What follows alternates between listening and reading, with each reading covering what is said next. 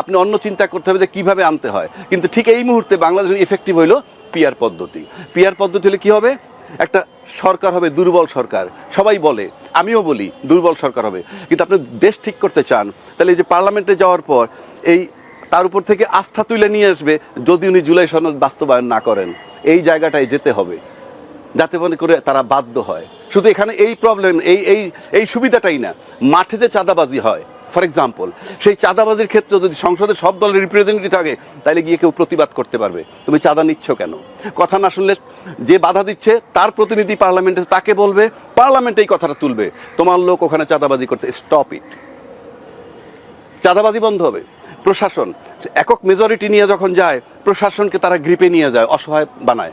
প্রশাসন যদি দেখে যে না, চেক অ্যান্ড ব্যালেন্স আছে এখানে, প্রশাসন নিরপেক্ষভাবে কাজ করবে। আপনি এক পিআর পদ্ধতি এই মুহূর্তে, আমি বলছি না এটা ফলো করতে হবে, অন্য বিকল্প প্রস্তাব থাকলে তারা দিতে পারে, কিন্তু একমাত্র পিআর পদ্ধতি এই দেশে চাঁদাবাজি বন্ধ হবে, পার্লামেন্টের দুর্নীতি মানে সংসদের মন্ত্রী সরকারের দুর্নীতি বন্ধ হবে। আমি নিশ্চিত করে বলে দিচ্ছি আয়নাগর হবে না, আমি নিশ্চিত করে বলে দিচ্ছি বিনা বিচারে হত্যা হবে না, সেনা অফিসার হত্যা হবে না, শাপলা চত্বরে হত্যা হবে না। এগুলা বন্ধ করার একটাই রাস্তা এখন এই মুহূর্তে পিআর সিস্টেম। জনগণ বোঝে না, একটা ফালতু কথা। আবার অনেক রাজনীতিবিদরা বলে আমি বুঝি না, না বুঝলে গেট লস্ট। আপনার রাজনীতি করার তো অধিকার নাই, জনগণ বুঝুক বা না বুঝুক, আপনি রাজনীতি বুঝতে বাধ্য, না বুঝলে জাস্ট গেট লস্ট।